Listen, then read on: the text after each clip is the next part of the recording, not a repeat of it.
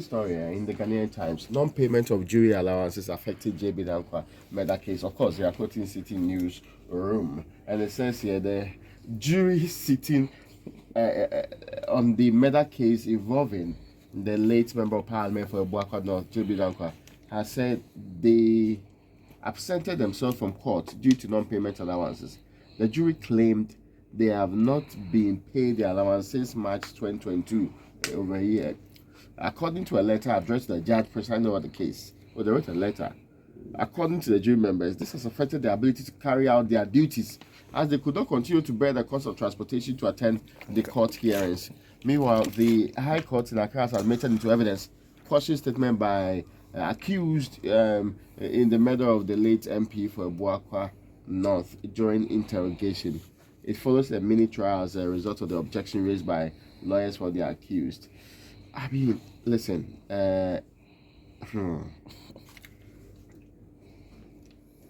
so watch it all. In line with the dictates of Section 1266 of the Evidence Act, a mini trial was held in the absence of the jury to determine whether or not the caution statement should be excluded from the evidence of the prosecution. This case has been traveling from 2015.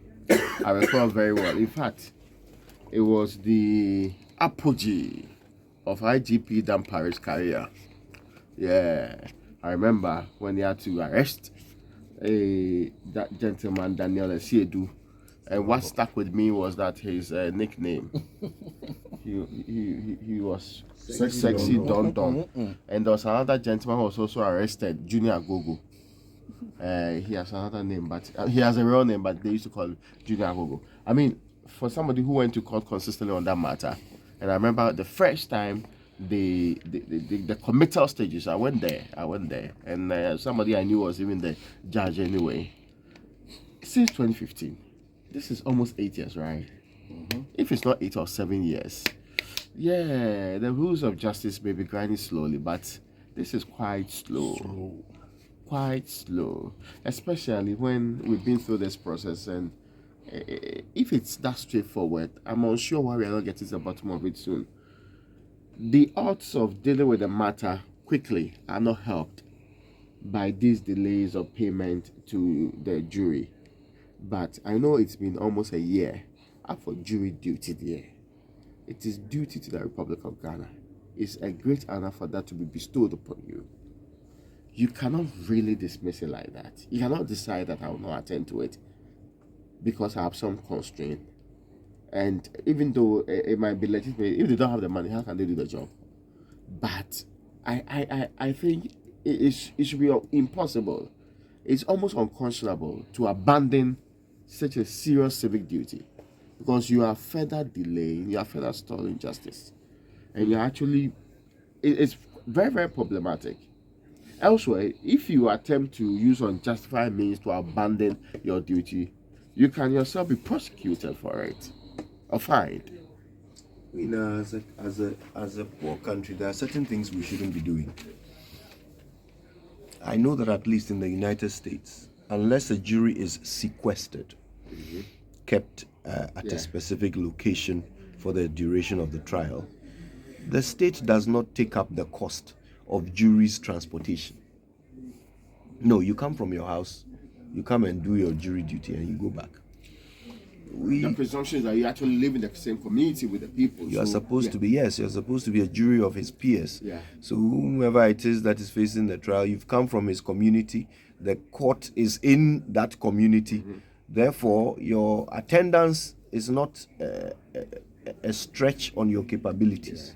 Yeah. In any case, when the jury is being empaneled, when they are doing voir dire, some of the things that you are supposed to do, a judge has a responsibility to ensure that every person chosen is capable of sitting as a juror.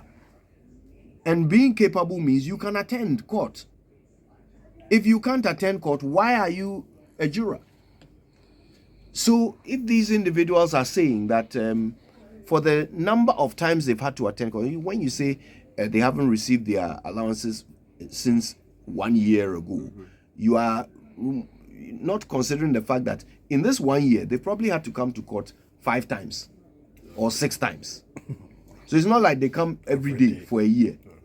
It's some 5 or 6 days that they've had to be in court, or whatever number of days that they've, the case has actually been heard. Right? So you have to be real. If these people are saying that because of allowance they can't come, then maybe they shouldn't have been selected as jurors at all. But we now, why do we even pay an allowance? Yes, everything, we want to pass stop and be sharing money. Juror too, we are paying them allowance.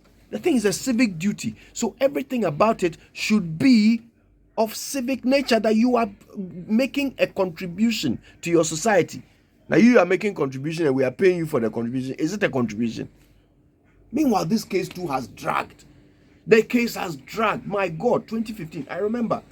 In fact, it was quite sad. I think it was in 2016 February. 2016 that he died. Yeah, right? 2016 February. Look, I remember it was about a month before his death that I met him for the first and only time. I was invited to dinner at the CEO of Standard Chartered's home, and he was there. And I had a fantastic conversation with him. A month later, I heard he was dead. Then Dr. Danquah became the lead officer in the investigation. And I felt assured that this matter would be settled very soon. But look how long the court has dragged it. Charlie. Look, the payment of allowances should not delay anything. But for me, the most important thing is sometimes, yes, it's a civic duty, but they were promised allowances. And so that in itself becomes another issue. But that notwithstanding, whatever it is, justice must be served.